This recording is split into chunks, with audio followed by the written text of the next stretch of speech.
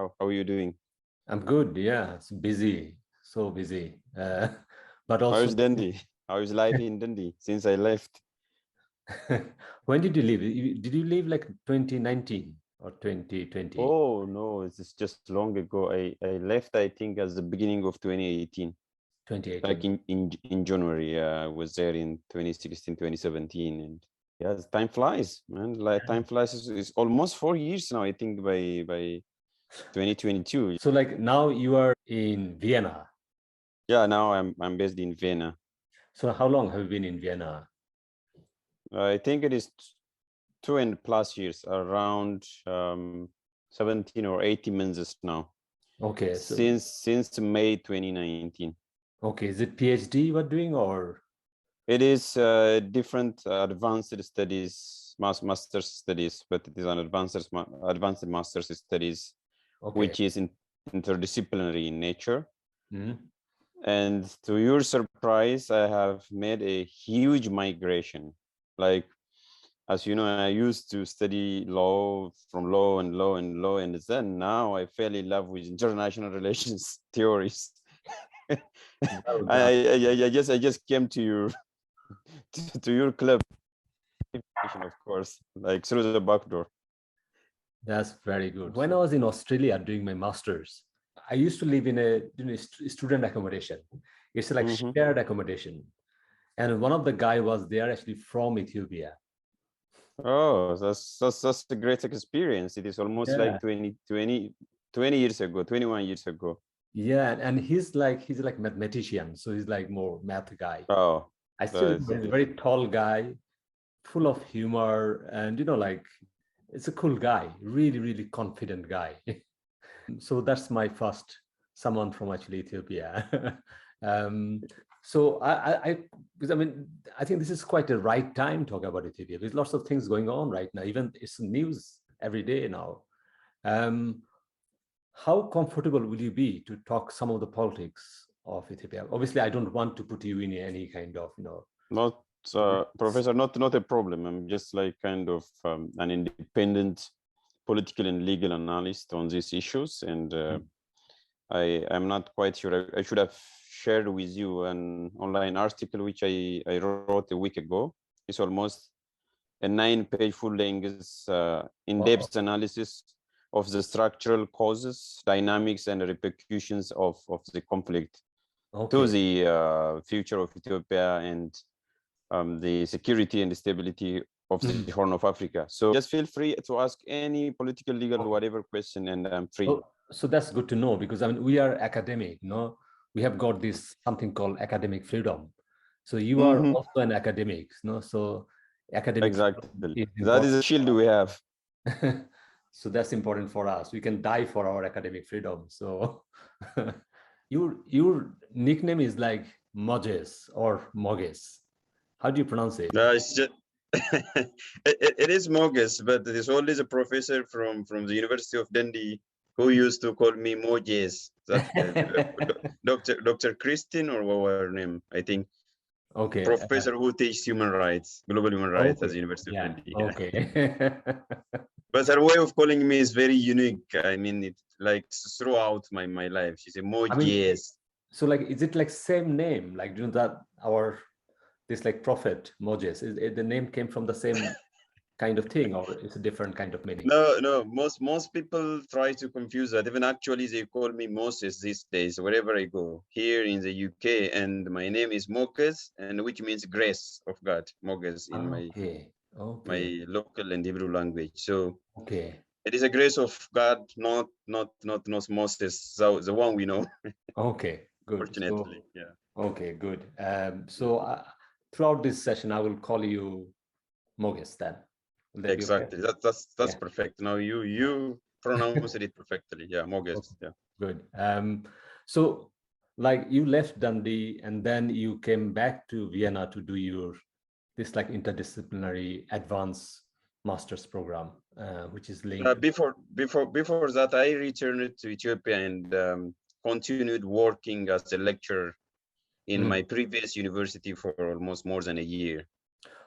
What's the name of that university? It is Haramaya University College of Law. Okay. It is one of the largest universities in Ethiopia. Actually, the second largest, only next to Addis Ababa University. Okay, so I know like Ethiopia's map. So Addis Ababa is like more in the Center. In the center, yeah. So like, And Haramaya is in the far east, in the east part okay, of the country. okay, okay. Is that one of the reasons also have got some kind of problem as well? A bit. Yeah, partly yes. It is usually over the last decade, I would say, it has become the center of student protests and the movements where most of the issues, political narratives, and resistance against the old regime used to sprung out. And so, yes, Haramaya University is well known, not in the past, but just for the last decade, where it has become the center of political resistance, or maybe what you technically call the non-violent movement. Okay, that's good, yeah. Brilliant. Okay. And if you see the map, the top is like where the Eritrea is, and this like Tigray. Mm-hmm. In the north, yeah, exactly. On the top or in the north, exactly. Okay, so that's the most problem area in terms of conflict right now. And throughout history as well, just to give you context. So you are right. Yeah. The north has always been experiencing civil war after civil war, foreign invasion, and war with Eritrea in 1998 to 2002. And now back to a civil war. Before that, the Italian invasion through that same route. So that area is not new for armed conflict, I would say. So like lots of things are linked with like colonial history as well. Yeah, the colonial history has also played a role in there, and you could say even the political culture itself, because where the society is used to, or at least ravaged by the effects of war after war, and still that emboldens their political struggle. So I would say it is not a political identity of the people there as such, but still it has shaped their political thinking and their larger political culture. Yeah, you are right. So because when we speak of geopolitics, then the Horn of Africa actually rests on Eritrea, who used to be part of Ethiopia before 1991. So yeah, you are right. That was the center of gravity was right there. So like, am I right to say that this like these people like this Tigrayan and the Eritrean, are they from the same kind of ethnic group, or just? It is, yeah. that is a great question, especially as a professor of politics and international relations. This is a kind of question you should ask, but the short answer is yes and no. It is yes, because they speak the same language. They have had the same history throughout the modern Ethiopian state, and they shared ancient Ethiopian civilization and the Aksum civilization, and what we call Aksum Kingdom, which belonged to the present-day northern part, including Eritrea and Ethiopia. And even they shared the same colonial invasion, and they experienced it, even though it was short-lived, kind of imperial legacy. So, and they share mostly the same religion, like being Orthodox and Muslim. So if we go with this objective standard, whatever it is, of course, of this sociological definition, as you know, definition of identity or ethnicity, yes, they are the same people and they speak the same language and all those things I've listed. And it is not, to be precise, because the Eritrean identity has evolved over the last 7 decades, especially following the Italian invasion in the late 20th century, at the beginning of 20th century. So because of these two reasons, because of the power of nationalism, they are different, or at least they think they are different. And they are the same based on objective criteria that I mentioned. I think I've touched up on your question somehow. Yeah, I think that's a good answer. Like, am I right to say that Eritrea, this country is created by Italy or by any of those, foreign rulers, or it just evolved naturally as a separate country? I think your first assessment is more closer to the reality, like the colonial project, as you may call it. So Eritrea was occupied by Italian forces, not like they did in Ethiopia, because in Ethiopia they were not successful generally. Yeah. Other than the guerrilla fighting for 5 years, they never occupied and ruled Ethiopia. But when it comes to Eritrea, they have been there, and they greatly shaped the Eritrean identity that we just mentioned, national identity, and their politics for throughout the first half of the 20th century. So they did that, but it also has a second element to some extent, because the Eritrean nationalism or the Eritrean identity has evolved because the elites wanted it to be so. So the elites have constructed the Eritrean identity out of the northern Ethiopian politics. So it is both, but it also has to do with the colonial project in the past, because of the occupation of Eritrea by the Italians for so long, and because of its strategic relevance even to this day, because it is a route to the Red Sea, and most of the busiest shipping line even today. So you were right. I could say you made a fair assessment. Because I mean, I teach Middle East politics, and if you see the map in Middle East, I mean, you can see the similarity. For example, like, things created, like, I mean, so obviously the British mandate and the French mandate, after First World War. So they had one plan, and then subsequently the end game was totally different, because obviously, their motivation, their interest changed over the years, and also things on the grounds are also changing. But also this like elite co-option in that rule created so many insider and outsider rule. So it created lots of tension, which is still seriously unresolved, and we still don't know like where to go with this thing.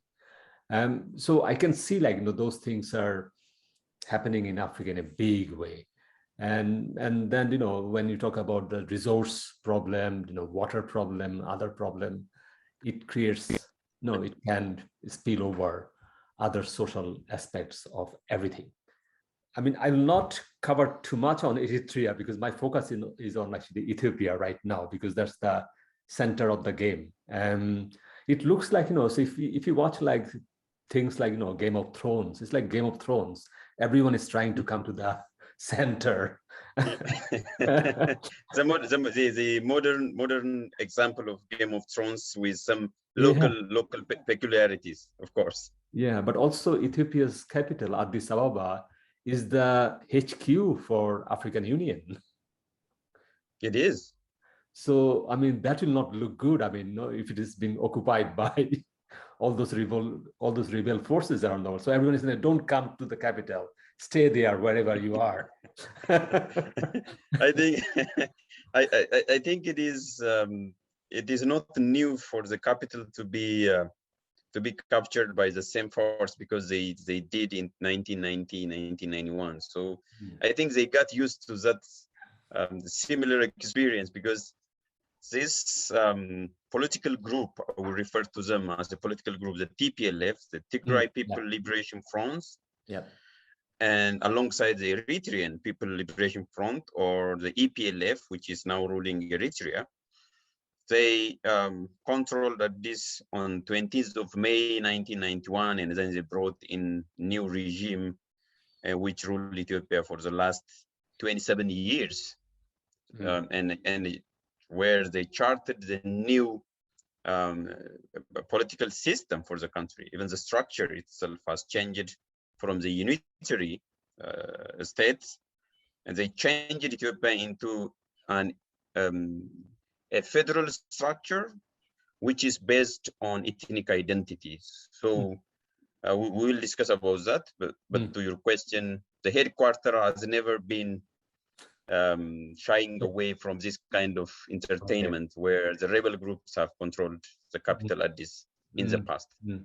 So that's quite interesting, because it looks like there was a precedence in the past and it was successful in 1991. It looks like, you know, exactly. So, I mean, there is a kind of, you know, some kind of this historical kind of, you know, inspiration that, okay, let's go for again and then get some more power for us. But at the same time, it's a country for everyone, isn't it? So that the country has to have some kind of, I don't know, like some kind of understanding, like who should be and who are actually part of this country. Right now, it looks like there is a problem there. So if you just like walk us through some of those, you know, those more nuanced areas, that would be great. I think, yeah, I didn't want to interrupt you because you are raising a very important question where we need to establish a proper background for our discussion, because without navigating through these nuances and dynamics and even actors there and within Ethiopia, who is doing what and to what end, it is hardly possible for us to draw any conclusion, let alone making any historical analogy, because we have to be very careful, as you have suggested, I would say, to when we deal with historical analogies. Analogies can get us only halfway through. So you're right. So yeah, back then, as just let me borrow your statement itself. Back then it was successful, but is it going to be successful in 2021? 1991, 30 years ago, it was successful. The world was different. The ideology was different. But now, after all these changes, which I'm going to discuss briefly, is it going to be successful? I very much doubt it is not going to be successful. And this is why. So now I can walk you through what really happened and what they are doing now. So this same group called TPLF, which is now fighting the federal forces plus other regional militias, because as I told you, for one thing, Ethiopia is a multi-ethnic country, or we can say it is a plural society with diverse ethnic identities. So there is no like unique Ethiopian identity, even though, of course, because of its quasi-imperial character, because that's why I said quasi-imperial character bears that in mind. We have this national identity of national language and some kind of national identity. Of course, every country needs to have their own national identity, but that identity has been eroded over the last 3 decades. For one thing, the Ethiopian state formation is still in flux. In a sense, they have been unmaking and remaking the modern Ethiopian state through the introduction of identity politics. Identity has been there, but through politicization of ethnicity and identity. Now we have 10 ethnically divided regions with more than 81 ethnic groups in the same country. And 3 of them are dominant, politically dominant. You know what I'm saying, because we understand the same language. They are politically dominant. The TPLF, even though it is minority in terms of population and resource, is politically dominant because of their historical political contribution and the war hangover and the legacy we've discussed, and because of their resistance, and because of course, their upper hand in terms of access to economic resources and the military might over the past 3 decades. Yes, okay. Then comes the Amhara ethnic group and the Oromo ethnic group, the 2 largest ethnic group in Ethiopia. Almost 66% of the total populations are constituted of Amhara and Oromo ethnic identity. And again, ethnic identity is fluid. Dr. Abdullah, you know that. It is fluid because the so-called being Oromo and Amhara has been redefined over the last 30 years. And there is where we have to grapple with the ethnic identity, which is very salient, and the nationalism or ethnic nationalism has become very strong.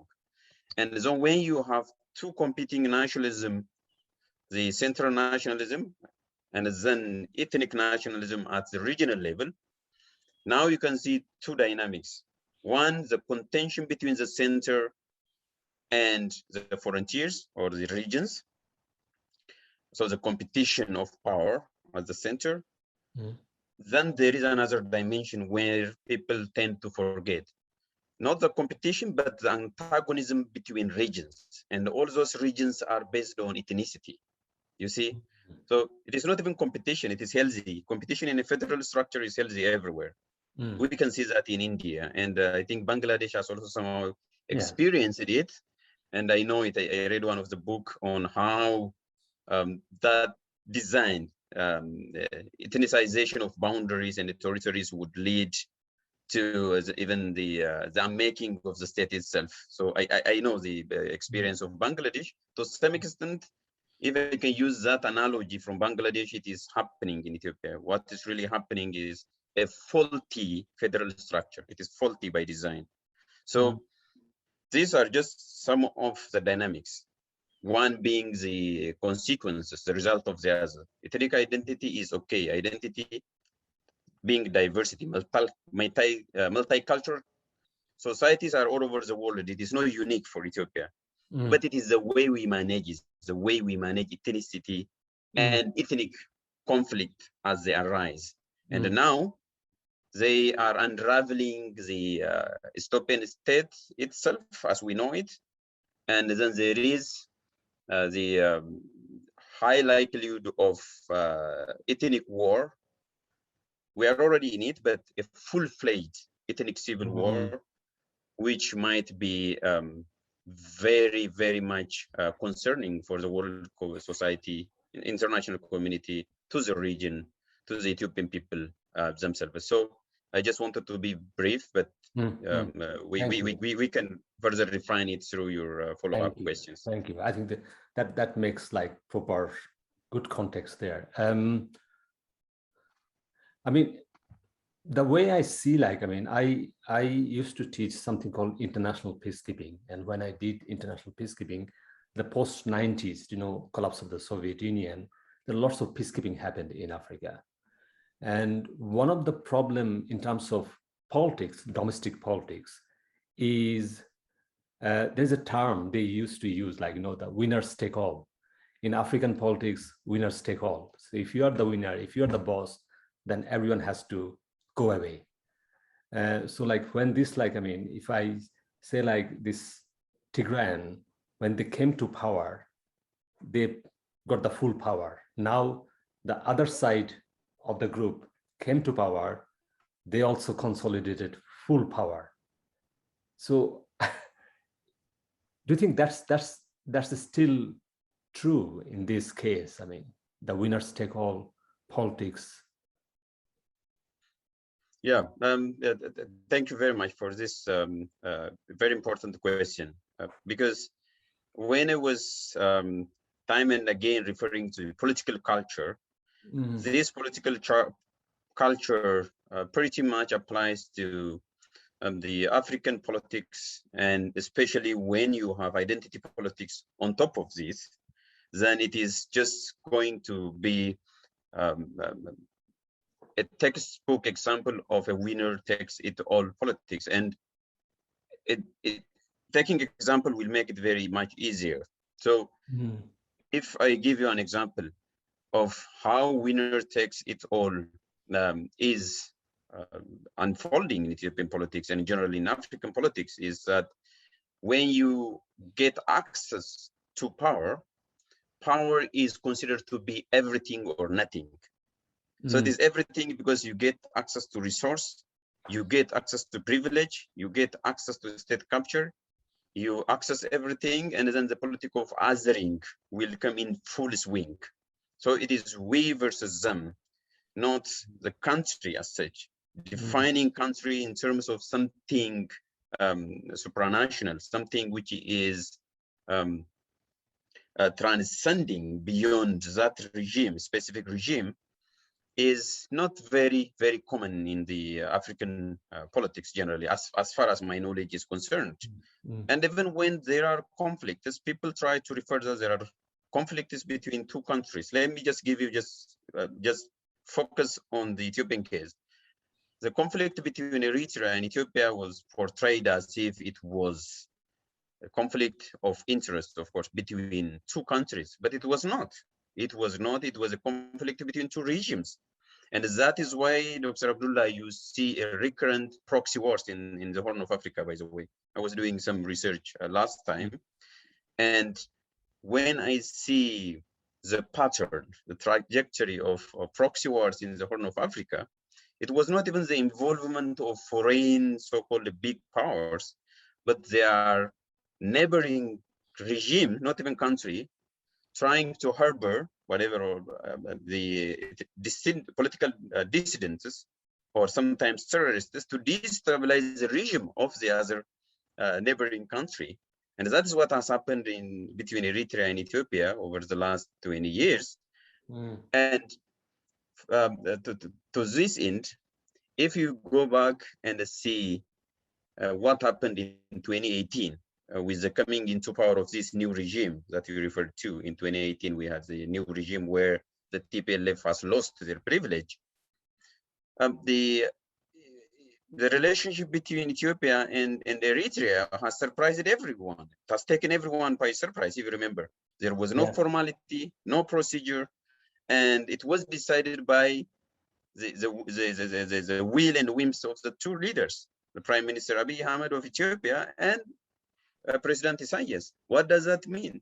That tells you that the animosity was between the two regimes, the TPLF and the Eritrean leader specifically and the party, and not even any conflict between two sovereign nations. So I'm just giving you an example. So when you take this and try to put it to context of what you said, this broader picture of a winner takes it all, I would say that following the change in political change or reform in 2018, over the last 3 years, there was, of course, political consolidation of power, and perception played a big role here, Dr. Abdullah. Perception is very relevant for international relations and for politics. Actually, perception at times is more stronger than reality. So the TPLF people thought that they are being under siege from the federal government of Ethiopia and the Amhara nationalists and the regional forces in Eritrea, this kind of triangular siege. So that was a perception, and there was some objective realities on the ground. But the issue, the underlying issue, and the modus operandi of the politics in the Horn of Africa is rightly so, and it was the winner takes it all. So it is either me or you, or then forget about the country and the bigger national interests. So that's true. I was just trying to give you examples and put things in context. Thank you, Moges. It's a fascinating story, isn't it, Ethiopia, the way it's unfolding. So like those... It even deserves a full-fledged research, by the way, full-fledged in depth, maybe even a comparative analysis is important at some point in time, maybe once the conflict is over, or even in the midst of the conflict. So for the researchers who are interested in the Horn of Africa and its identity politics and the political culture and whatever that you said, I think it is high time to consider or maybe even reconsider the theoretical approach and how politics is unfolding in the greater Horn of Africa. Yes, yeah. I mean, especially like if you look at the situation right now and some of the like rhetoric from the Prime Minister, it's quite, because I teach like, you know, like terrorism stuff as well. And then the way he uses the word, you know, very casual way, that's not good. So that's not good politics, the way he's trying to, you know, like mobilize his own people. So again, like what he's playing is, you know, just dividing the country. And it looks like dividing the country will suit better for him.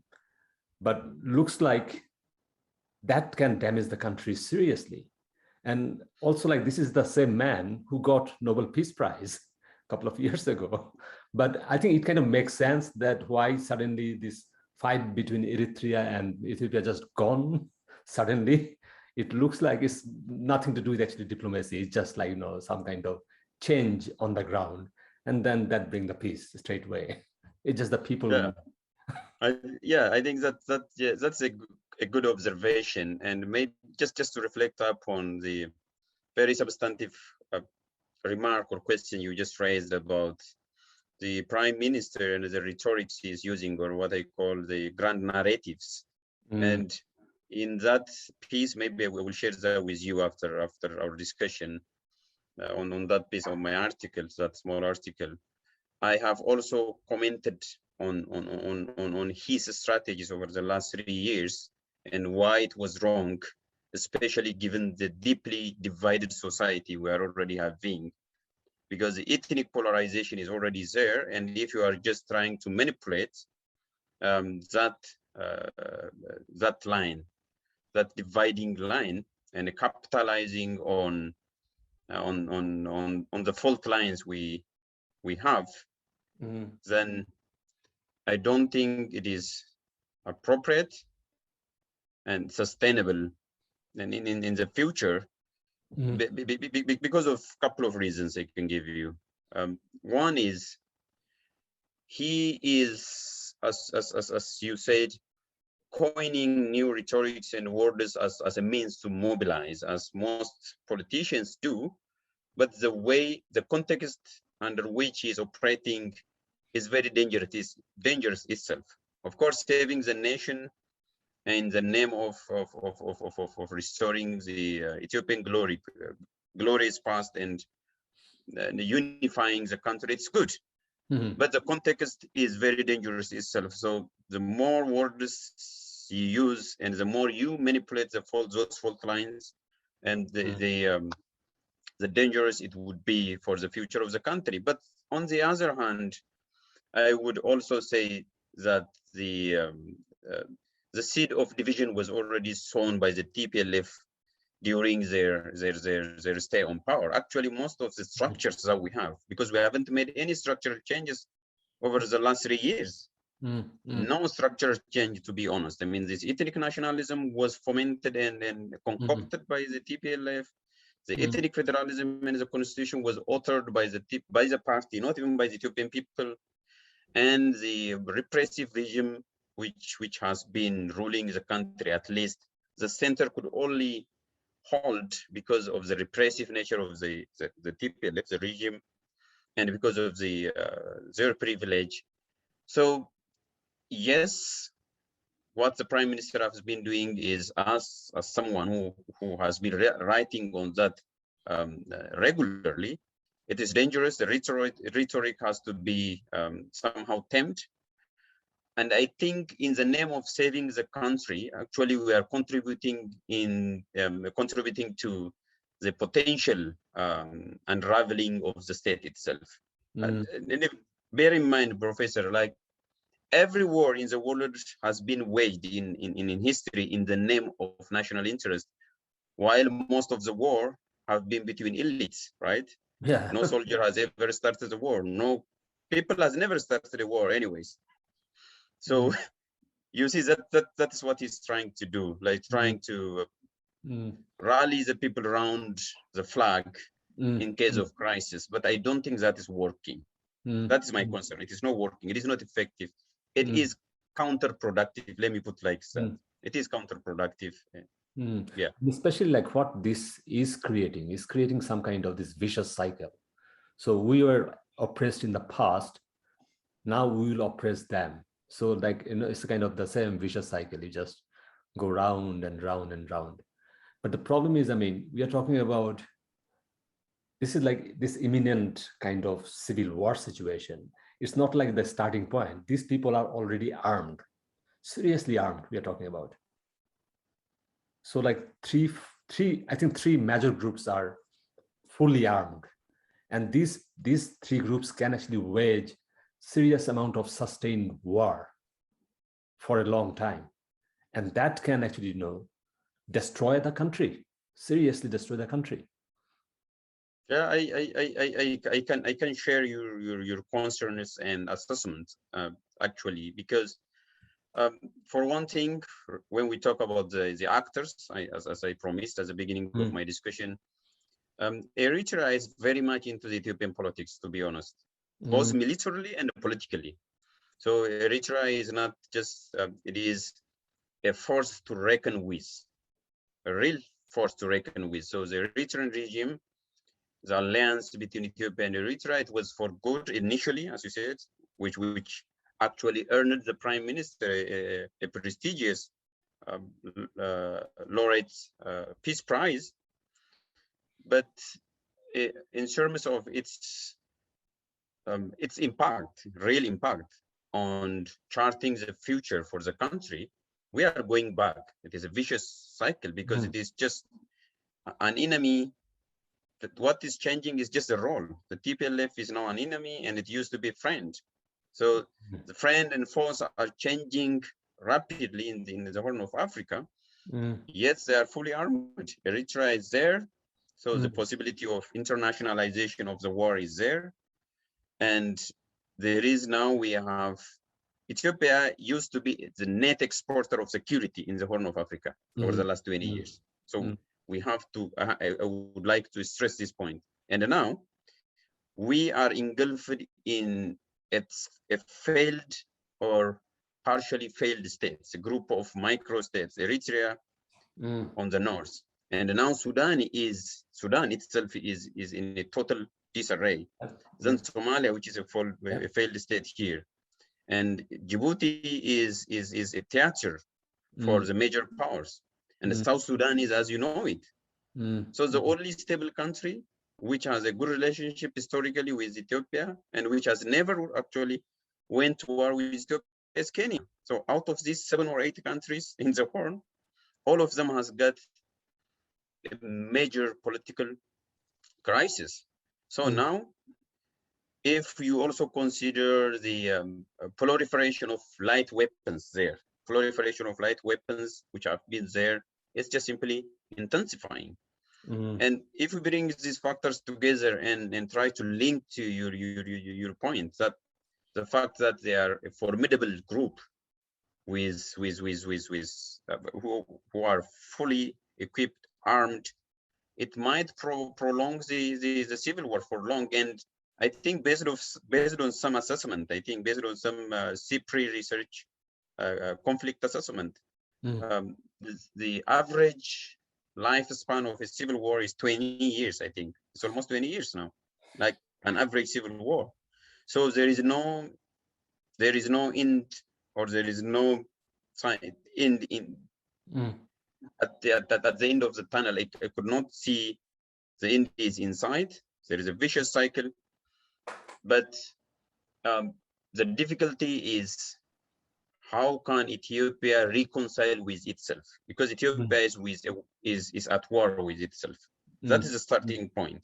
That is how I differ from most people who feel responsible, who thinks as an Ethiopian nationalist. I'm Ethiopian nationalist.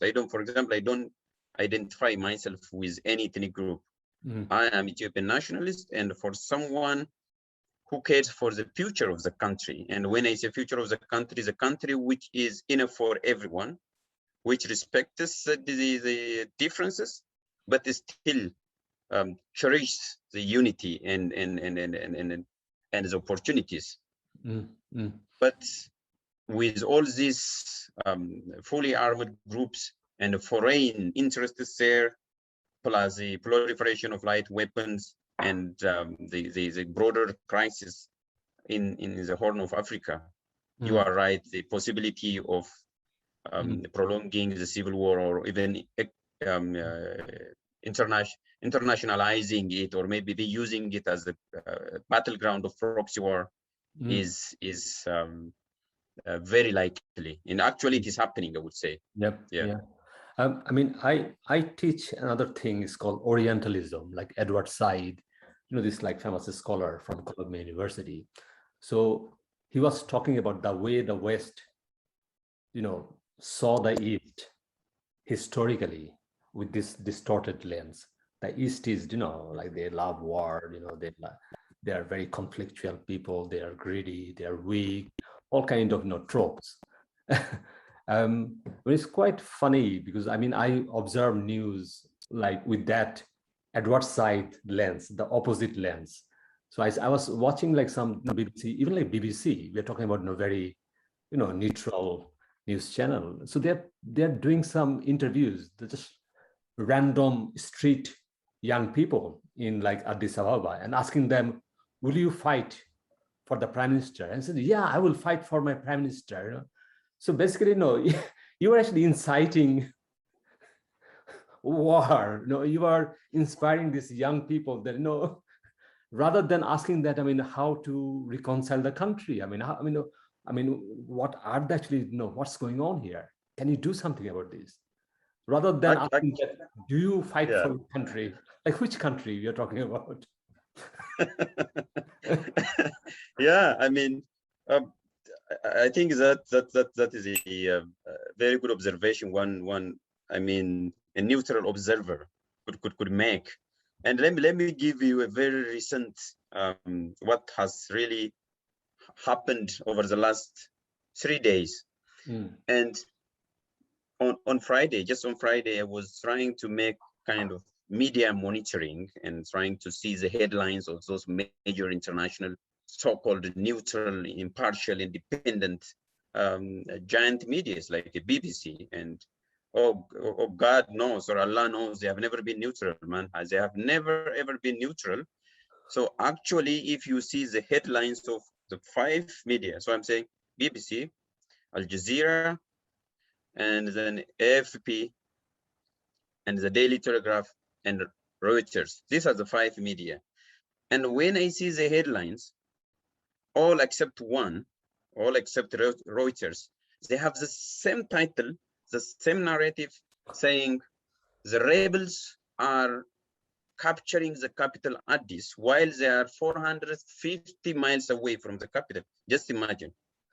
And they said that on Thursday and Friday. Now we are still okay, and everybody is somehow doing their daily life without any interruptions.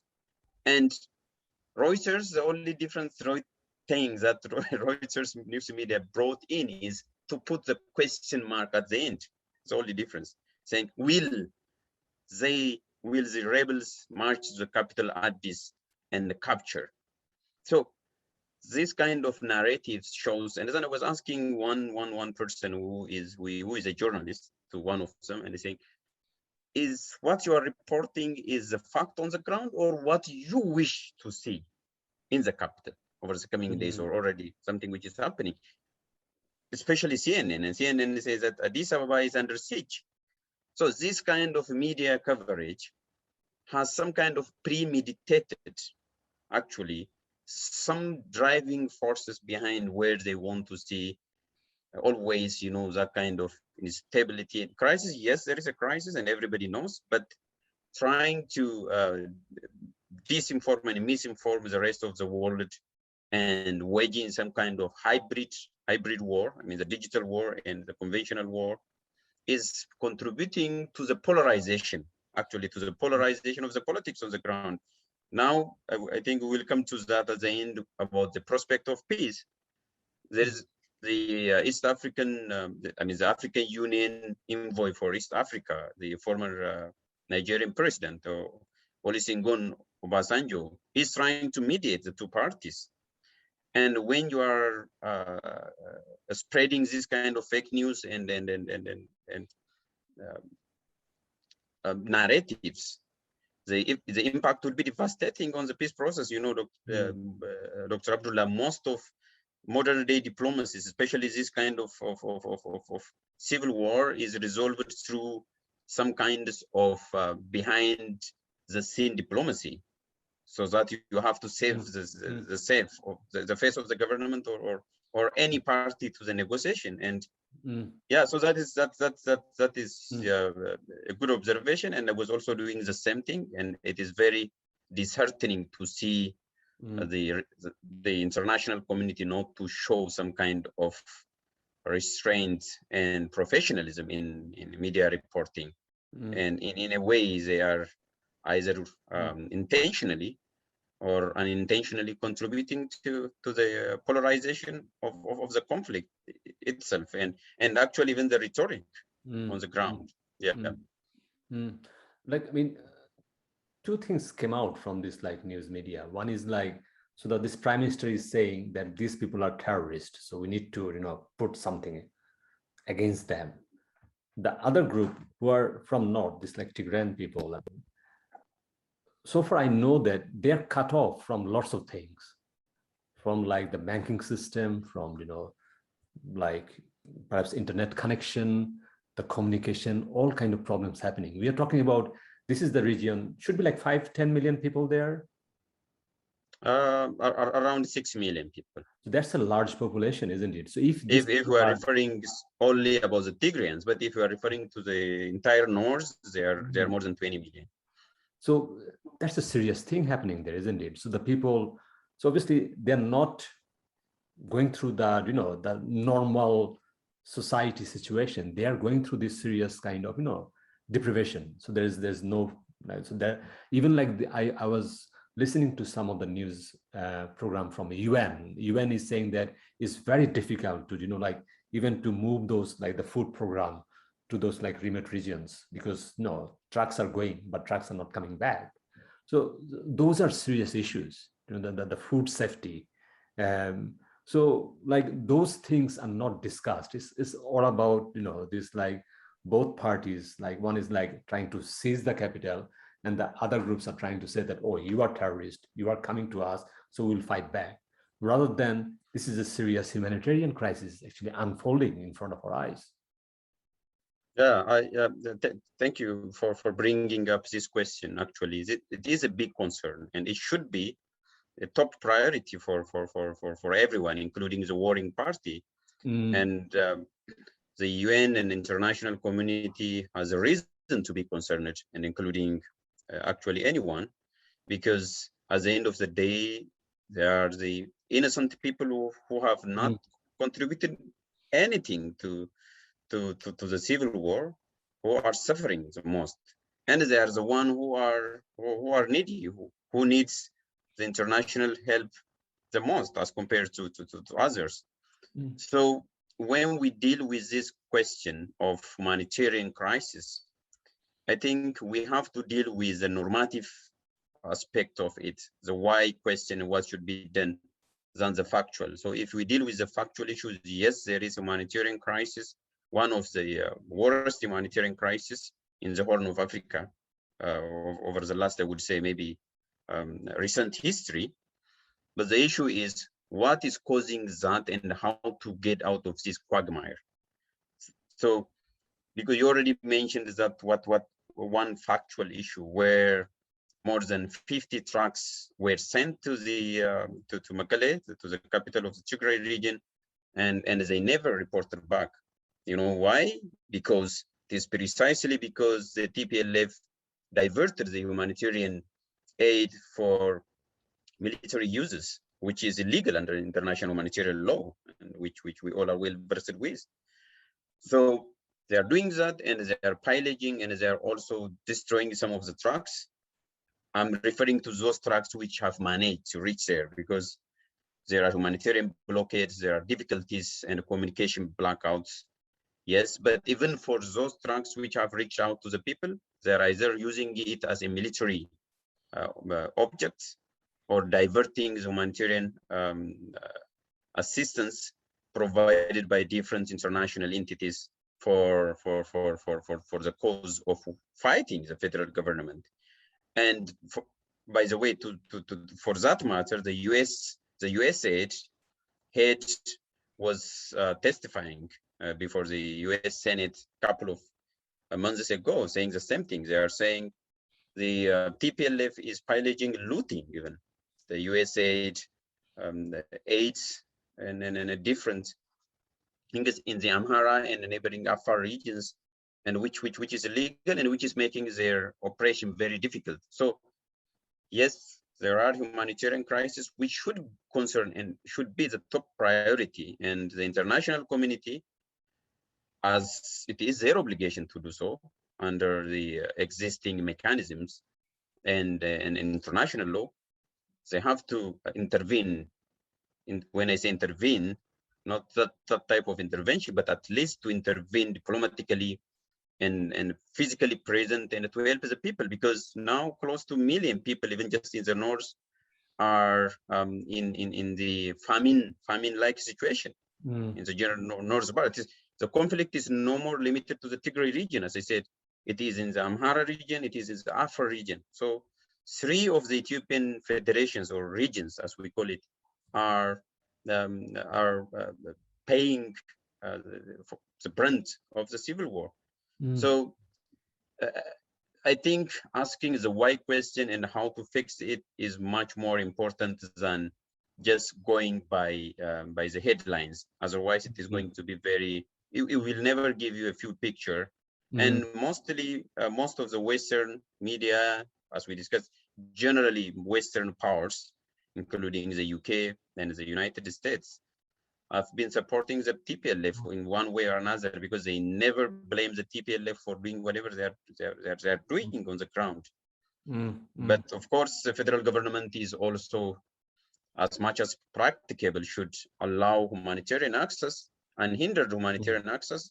That is not actually what the government, it is not up to the discretion of the government, but it is an international obligation, humanitarian obligation, to help if you can, if not, to seek international cooperation under international human rights law and humanitarian law as well. Yeah.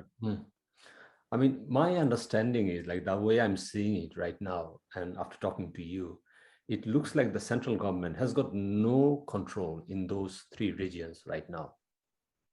That's a big chunk of the country. That's the big chunk of the population. At least, yeah, exactly. Sorry. So I think that is again a very good follow-up question, which gives us an opportunity to explore what is really happening on the ground.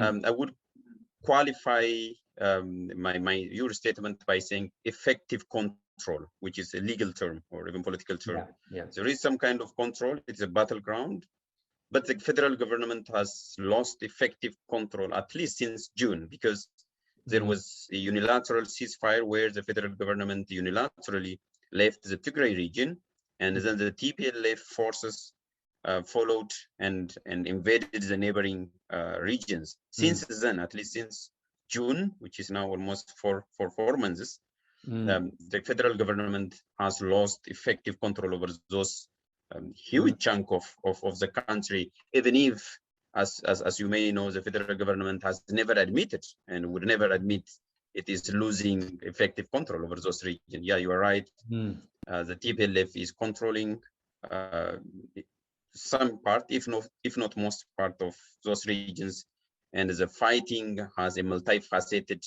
nature. As I said, it is ethnic in one way. On the other hand, the federal military, the professional military, is fighting.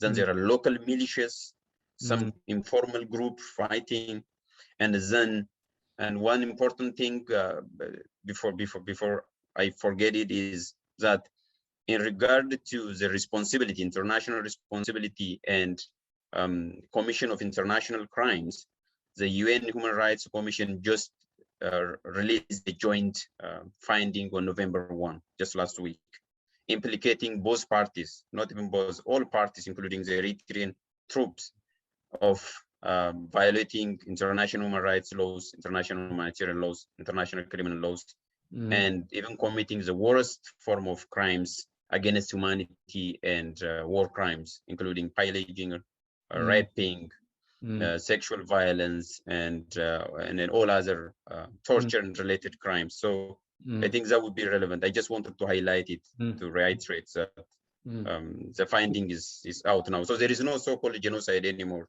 because the UN itself said there are international crimes, but not crime of genocide. So that narrative by all international media, including the TPLF lobbyists, is inaccurate, and it is generally used for the purpose of mobilization and gaining some kind of international support to pressure the central government.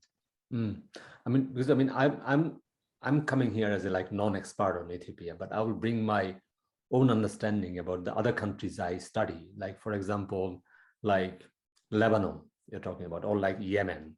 So like these two countries faced or are facing this civil war situation. So civil war is a dangerous situation. It's a collapse of the society, the collapse of the law and order. So if you have a gun, you can go to any house and knock in the door and ask that, can I take your son or daughter? You know, I'll do some interrogation. And those sons and daughters will never come back. Did you see? In like Lebanon, there's like still 250,000 people are still missing from the civil war. Still missing, still the country could not find out what really happened to them. That's the power, the vicious power of civil war. Civil war. And yeah, on top of that, just add the ethnic dimension. Don't forget that, the ethnic conflicts. Some other civil war are just civil war, ideological war. It's fine, at least you can respect the norms of international humanitarian law. But when it comes to ethnic war, it is going to be nasty, because what you are fighting is not ideology as such, not even the federal government, not even to have a military upper hand. So that even makes it nasty. That's what I'm trying to make. When so like that's why the violence is quite, you know, can escalate very quickly. If you talk about even like in the Europe, you know, during the like Bosnian war, is ethnic conflict. So the more Bosnians you kill, the more land you can have. You see? Yeah, it is because part of the broader ethnic cleansing policy. So yeah. So like there are a couple of frontiers like opening now. So if Ethiopia is not careful, and especially African Union, I think African Union has got a serious role in front of them. Because I mean, this can go like seriously bad way. Yeah, exactly. That was actually what I'm trying to come to discuss. As I said, the role of the African Union and generally the international actors and institutions in terms of conflict management. So because that's very, very important. But before venturing up on that point, let me just quickly reflect on the first question. Like before you go, like one of this famous phrase we used to use during the like 90s, like Africa's problem, Africa's solution. Can you just shed some of the lights on that issue as well? You know, how good African Union can be in this situation, or do you think? Yeah, actually, that is when I was writing my thesis for my master's. I mean, this master's on water conflict management. I was exactly dealing with that issue as one of the chapters, where the African solution to the African problem. So yeah, I will reflect on that. Before that, about this, the ethnic cleansing aspect, because I just wanted to give you the comparison, the analogy of ethnic cleansing, and the more you kill and the more land you will grab at the expense of killing thousands, if not millions, of the unwanted others.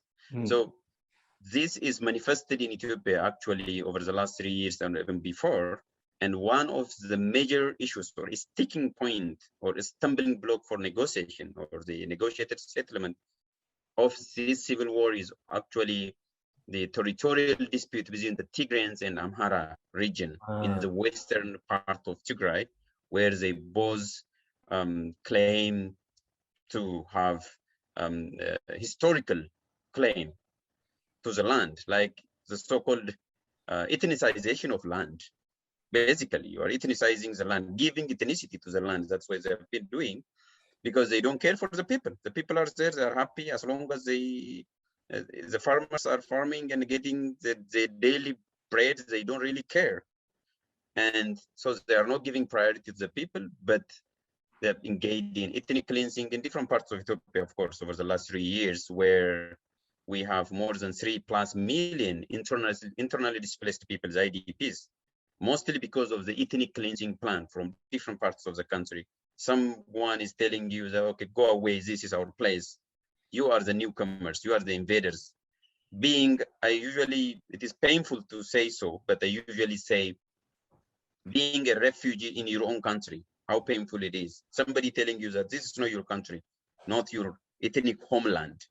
So the ethnic cleansing policy is very much alive, and it was used as a tool throughout the course of this war as well, civil war. So I just wanted to give you an example.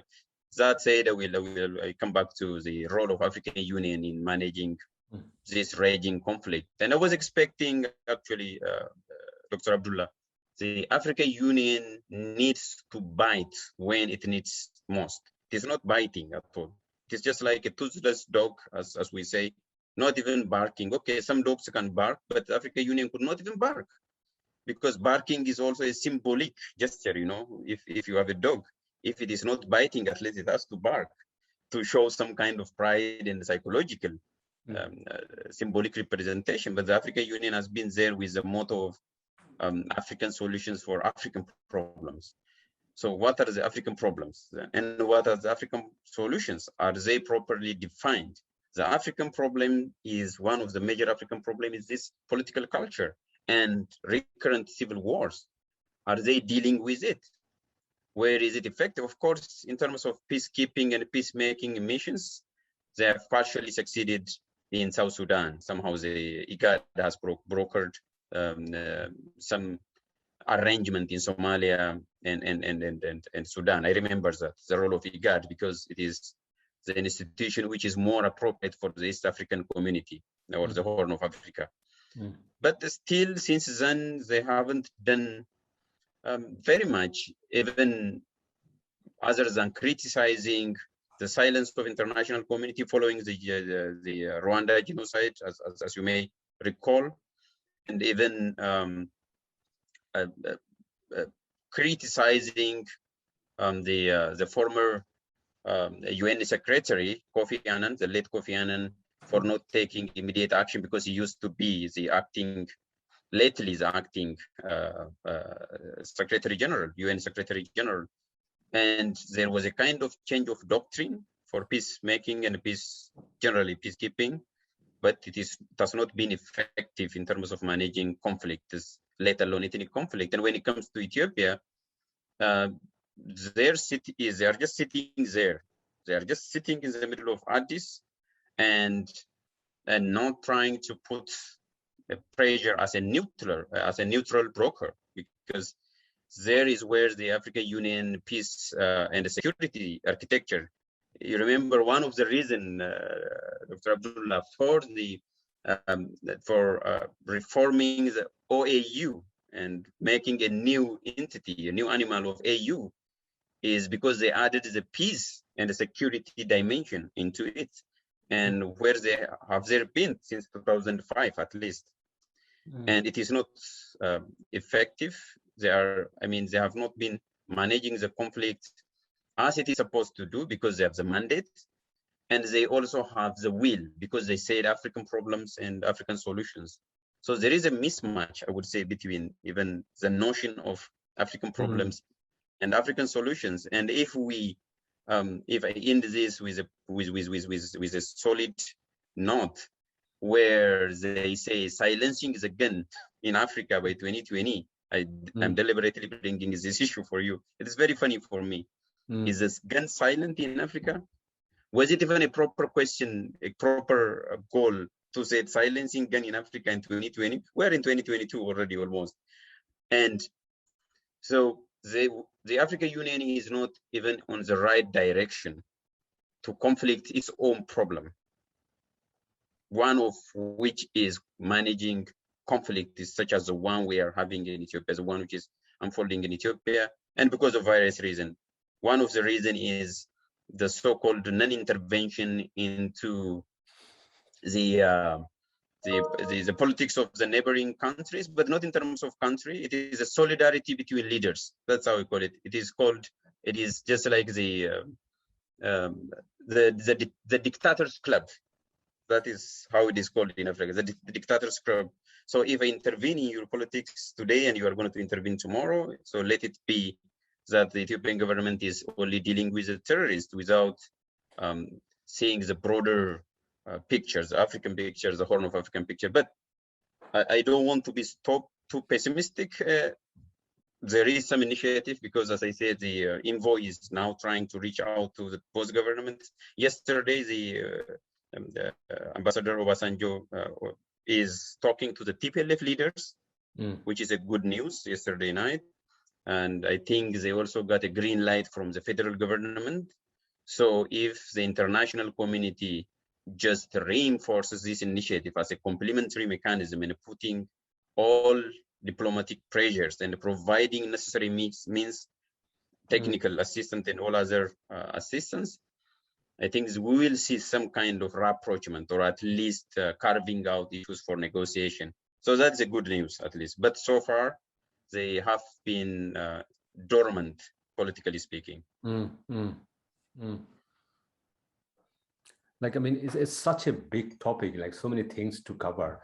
I've got a meeting at 6 o'clock, so I need to eat something before I go for the meeting. I'm thinking of not to finish the talk and then continue the talk later this week, like the second part. What do you think? I think, you know, with your kind of experience will be good. And since you are from that part of the world, that part of the country, that part of the group of people, I think will be good. People will be happy and will be, you know, interested to listen to this talk. And I think to do that justice, I think we'll do, like, you know, 2-hour sessions. So like this is 1 hour, and then the second part will be 1 hour. Because I really want to. I totally agree with that. Yeah, I totally agree with that. Especially, I really want to focus on this African Union, the non-intervention idea, you know. But the problem is when you talk about this dictators club, I mean, that's the problem area. We see, like, you know, even like European Union totally fractured with the current politics. We go to Asia, the Myanmar, my countries next door, they have the similar problem. They have got this African Union type thing, which is called ASEAN, and similar situation that no, don't touch any domestic politics because no, we want to play, you know, safe game. But the problem is it's not safe game because war is coming. War is coming home now. And if you don't, and it is becoming a common trend everywhere now. Yeah. And especially, like, we are talking about, there's a large number of population are actually at serious risk of violence, displacement. And I think this is serious situation in Ethiopia. Even the possibility of as I said, the unraveling of the state itself, by the way. That is how far I approach the thing. Even the very future of Ethiopia is precarious, to use a very technical word. And so I agree, we can do 2 parts. Yeah. Maybe you can entitle this one as what is happening part, and the next part will be the prospect of peace. So enjoy the rest of your day. Thank you. The meeting.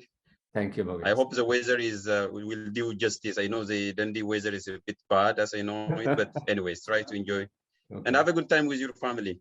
Thank you. Thank you. Yes. Okay. You take care. Bye.